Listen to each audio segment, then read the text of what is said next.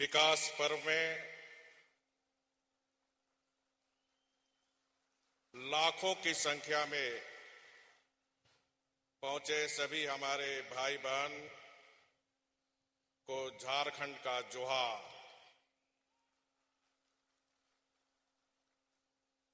मनिहारी गंगा सेतु शिलान्यास कार्यक्रम में उपस्थित भारत के भाग्य निर्माता और जन जन के जन नायक, इस देश के लोकप्रिय प्रधानमंत्री आदरणीय नरेंद्र मोदी जी, राज्य के राज्यपाल श्रीमती द्रौपदी मुर्मू जी,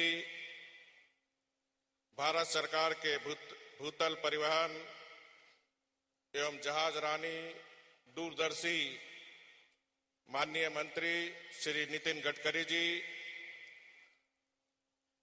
उपस्थित मेरे मंत्रिपरिषद के सहयोगी मंत्री डॉक्टर लुइस मरांडी जी, श्री राज परिवार जी, श्री रणधीर सिंह जी, श्री नीलकंठ मुंडा जी, सांसद श्री विजय हांसदा जी, मंच पर बैठे हमारे जस्टिस डीएन पटेल साहब, भारतीय अंतर्देशीय जलमार्ग प्राधिकरण भारत सरकार के अध्यक्ष, भारत सरकार के सड़क परिवहन एवं राजमार्ग के सचिव, राज्य के मुख्य सचिव एवं भारत सरकार के अन्य राज्य सरकार के अधिकारीगण, कार्यक्रम में दूर दूर से आए हमारे भाई और बहनों, मनिहारी गंगा पुल का निर्माण झारखंड के आर्थिक विकास को नई गति प्रदान करेगा।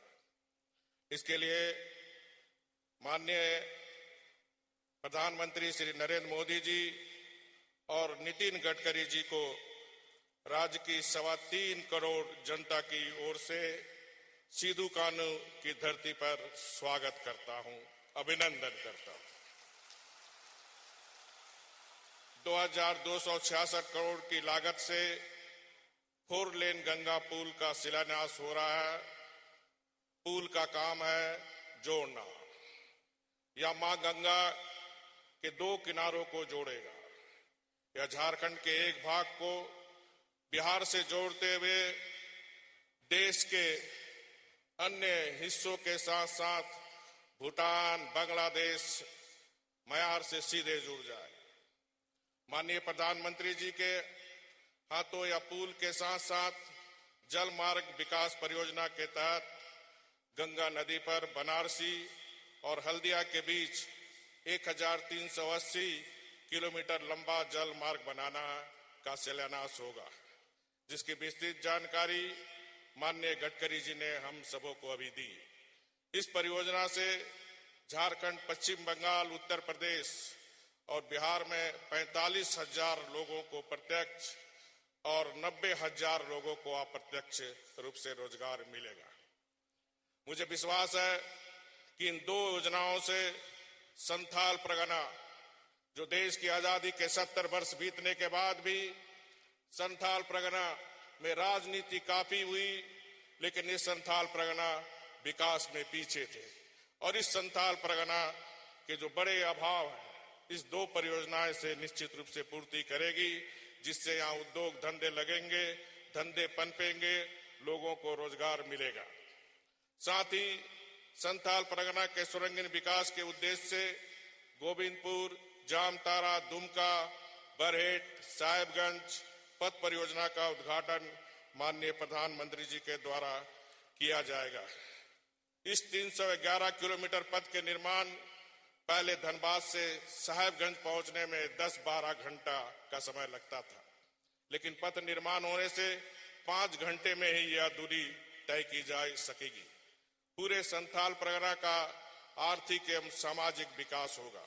साथ ही गंगा नदी पर 4 लेन निर्माण से इसकी उपयुक्तता में बढ़ोतरी होगी, क्योंकि यह NH-31 के जरिए पूर्वोत्तर राज्य के साथ साथ नेपाल, भूटान एवं दक्षिण पूर्व एशिया को जोड़ने वाला मुख्य मार्ग होगा।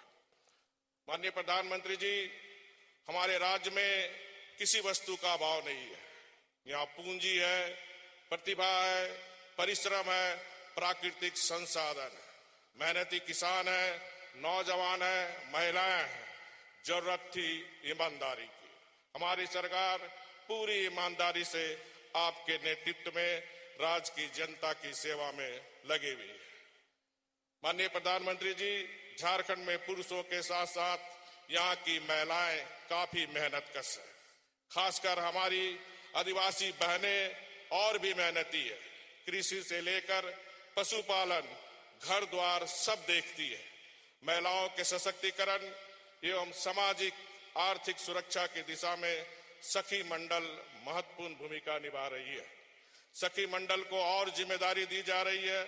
भारत सरकार के आपका जो सपना है डिजिटल इंडिया और कैशलेस इंडिया, उस डिजिटल झारखंड और कैशलेस झारखंड को बढ़ावा देने के लिए राज्य सरकार प्रत्येक सखी मंडल को एक स्मार्टफोन यानी 1 लाख सखी मंडल को आज निःशुल्क स्मार्टफोन प्रदान किए जाएंगे, ताकि डिजिटल झारखंड और नकद रहित भुगतान अभियान को सुदूरवर्ती गांव में बढ़ावा मिल सके। पहली बार राज्य सरकार ने प्रत्येक गांव में महिलाओं को उद्यमी बनाने के लिए उद्यमी सखी मंडल का गठन कर रही है और इसके लिए मुख्यमंत्री उद्यमी एवं कुटीर उद्यम विकास बोर्ड का गठन किया गया है। हमारे राज्य में 32,000 गांव हैं। हर गांव में एक उद्यमी सखी जो हमारे बोर्ड में रहेगा, उस सखी उद्यमी का कर्तव्य रहेगा कि अपने गांव में 15 महिलाओं को सखी मंडल से जोड़ना। और हमारी सरकार ने इस जो झारखंड के महिलाएं हैं, जो नौजवान हैं, उसको स्किल्ड करने के लिए झारखंड सरकार ने भी 700 करोड़ रुपये बजट पे रखा, ताकि स्किल्ड करके इस राज्य की जो इस समृद्ध राज्य की गोद में जो गरीबी पलती है, उस गरीबी को समाप्त करने के लिए स्किल करके हम अपने महिलाओं और नौजवान को यही रोजगार देने का काम करेंगे। इसी तरह राज्य सरकार खेती के साथ साथ पशुपालन को भी बढ़ावा दे रही है। मछली उत्पादन में अगले वर्ष राज्य आत्मनिर्भर बन जाएगा। दूध उत्पादन के लिए ज्यादा डेयरी फार्म की स्थापना की जा रही है।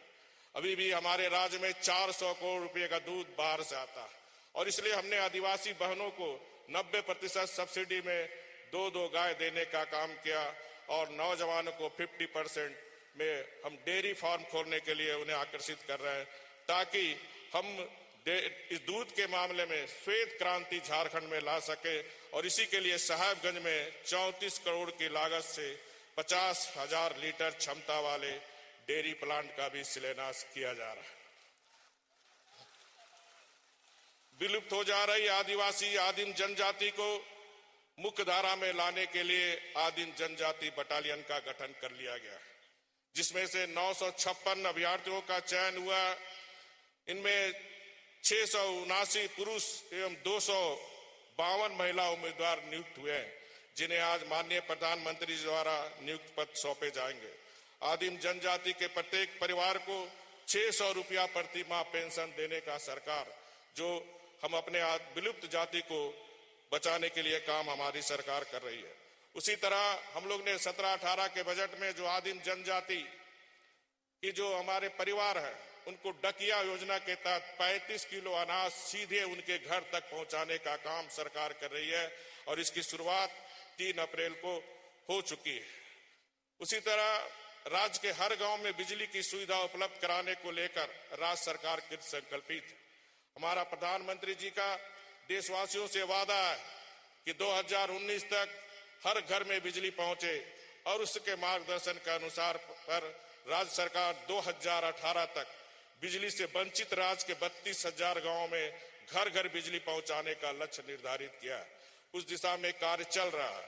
झारखंड सरकार ने 2020 तक 2650 मेगावाट सौर ऊर्जा के उत्पादन का लक्ष्य तय किया है और इसी योजना के तहत साहेबगंज स्थित व्यवहार न्यायालय में 80 किलोवाट और सदर हॉस्पिटल में 70 किलोवाट के grid connected of top solar plant, जो हमारे हाई कोर्ट के हमारे जो विद्वान न्यायाधीश जस्टिस पटेल और हमारे विद्वान न्यायाधीशों के सहयोग से राज्य सरकार और झारखंड उच्चतम न्यायालय के सभी माननीय न्यायाधीशों के हम समन्वय से स्थापित कर इस काम को कर रहे हैं और आज दोनों सौर ऊर्जा यूनिट का शुभारंभ आज किया जाएगा।